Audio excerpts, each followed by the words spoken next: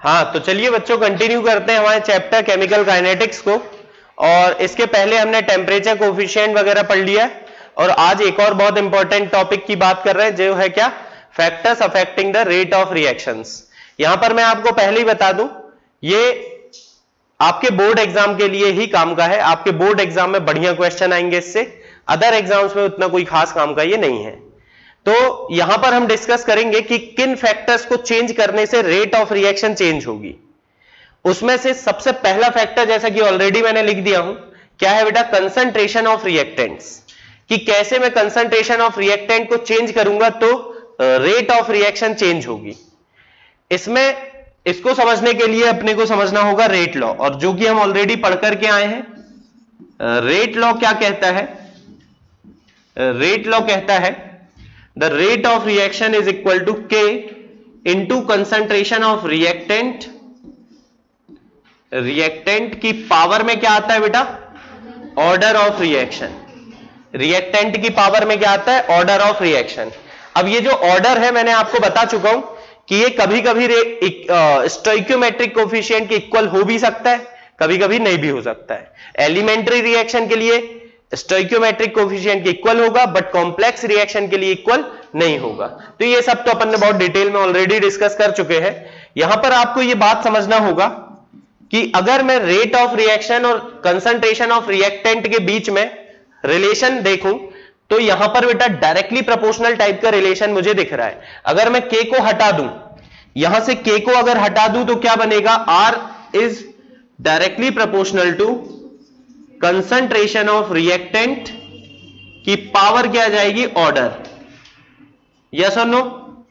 तो मतलब इससे यह बात तो मुझे पता चल रही है कि rate of reaction concentration of reactant के डायरेक्टली प्रोपोर्शनल होती है। मतलब बेटा कंसंट्रेशन ऑफ रिएक्टेंट को इंक्रीज करेंगे तो रेट ऑफ रिएक्शन भी इंक्रीज होगी।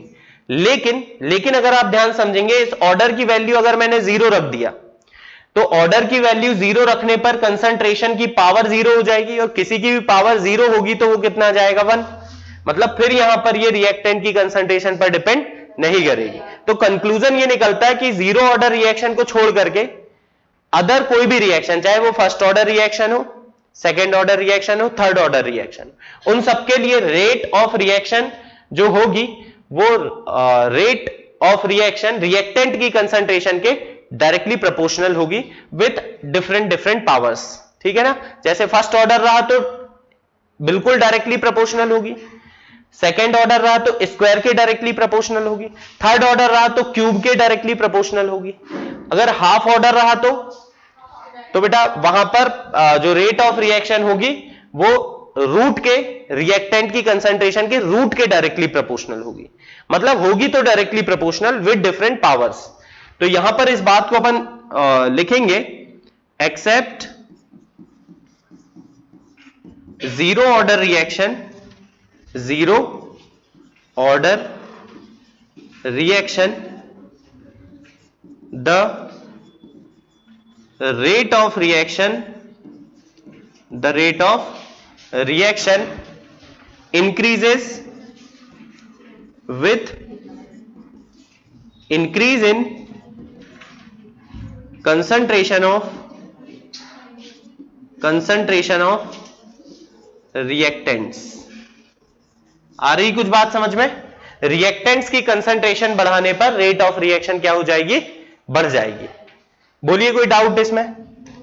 चलिए फिर अभी क्या है, आपके बोर्ड एग्जाम में आएगा तो आपको थ्योरेटिकली लिखना पड़ेगा, है ना, कि the rate of reaction depends on following factors. उसमें फर्स्ट ये लिखेंगे, फिर सेकेंड फैक्टर जो है that is surface area of reactant, surface area of reactants.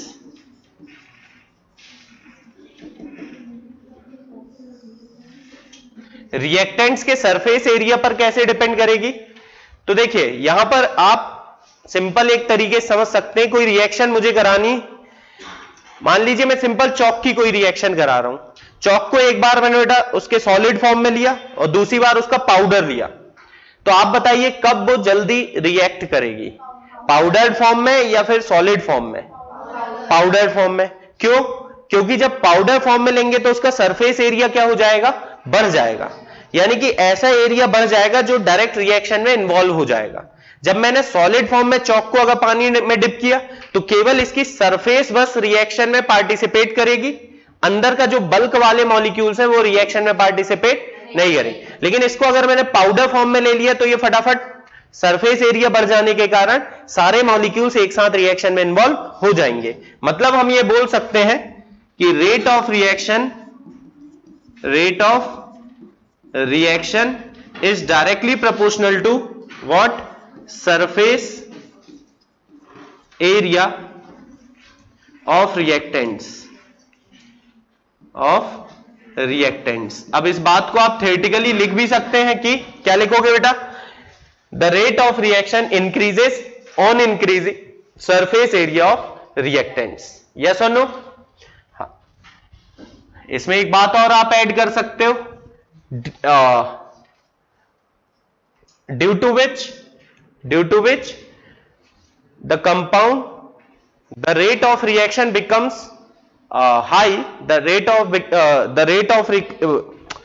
of reaction becomes high in powder form as compared to solid form। ठीक है ना? चलिए फिर थर्ड फैक्टर की तरफ चलते हैं अपन। आपका थर्ड फैक्टर है टेम्परेचर। ठीक है ना? तो देखिए अगर ये आपको 3 मार्क्स में आता है तो कम से कम 4-5 पॉइंट आपको लिखना पड़ेगा, है ना? तो टेम्परेचर की बात तो बेटा अपन शुरू से कर रहे हैं कि टेम्परेचर इंक्रीज करेंगे तो रेट ऑफ रिएक्शन इंक्रीज हो जाएगी। तो सीधी सी बात है, ऑन इंक्रीजिंग टेम्परेचर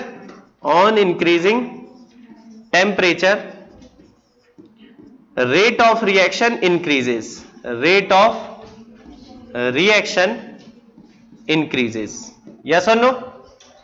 समझ गए ना बेटा कि टेम्परेचर जैसे जैसे अपन बढ़ाएंगे रेट ऑफ रिएक्शन क्या होगी, बढ़ेगी।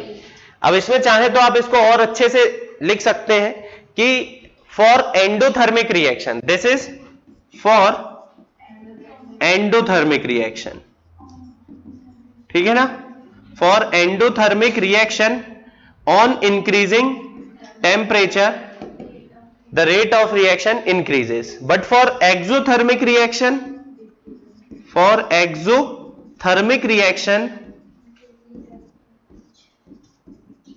क्या होगा, ऑन इंक्रीजिंग टेम्परेचर रेट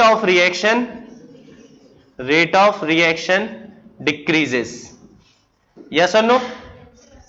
तो बढ़िया है, इस तरह से आप थर्ड फैक्टर भी समझा सकते हैं। नेक्स्ट फैक्टर है आपका प्रेशर, फोर्थ प्रेशर। तो प्रेशर का इफेक्ट कौन सी रिएक्शंस के लिए देखने को मिलेगा हमें, गैसियस फेज रिएक्शंस के लिए, है ना? प्रेशर का इफेक्ट जो होगा वो केवल और केवल गैसियस फेज रिएक्शन के लिए ही हमें देखने को मिलेगा। तो ध्यान रखना, pressure affects the rate of gaseous phase reaction, ठीक है ना? कौन सी रिएक्शन के लिए होगा इसका इफेक्ट, गैसियस। तो क्या अफेक्ट होगा ये भी अपन समझ लेते हैं। तो on increasing pressure rate of reaction increases. ऐसा क्यों होगा? क्योंकि जब मैं प्रेशर बढ़ाऊंगा, जब हम प्रेशर बढ़ाएंगे तो क्या होगा बेटा, मॉलिक्यूल्स पास आएंगे तो रिएक्शन फटाफट होने लगेगी, है ना? फिर एक और लास्ट फैक्टर है मेरे पास जो कि क्या है, इंटेंसिटी ऑफ रेडिएशंस।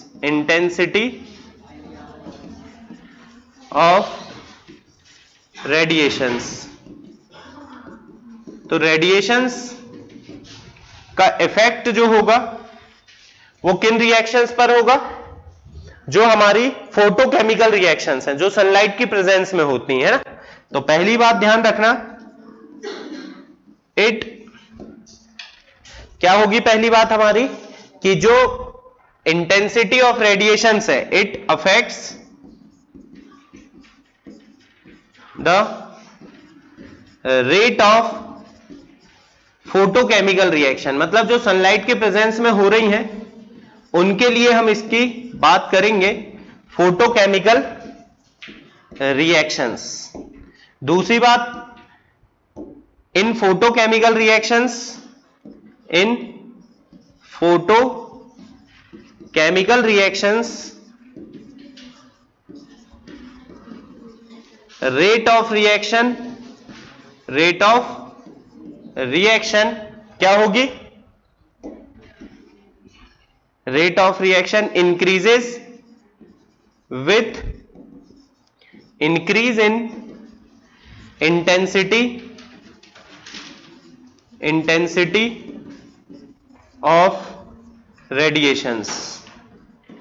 तो ये ध्यान रखें बेटा, ये हमने 5 फैक्टर्स यहां पर एक्सप्लेन किए और ये बिल्कुल आपके बोर्ड एग्जाम वगैरह में आ जाता है, तो इसको आप अच्छे से समझ लें। और कोई खास ऐसी बात तो है नहीं जो आपको रटना पड़े इसमें, है ना, सिंपल बातें हैं। अगर ये आता है तो कम से कम 3 मार्क्स आपको ये दे करके जाएगा, तो इसीलिए इसको बढ़िया से कर लें, फिर हम अगले लेक्चर में आगे कंटिन्यू करेंगे।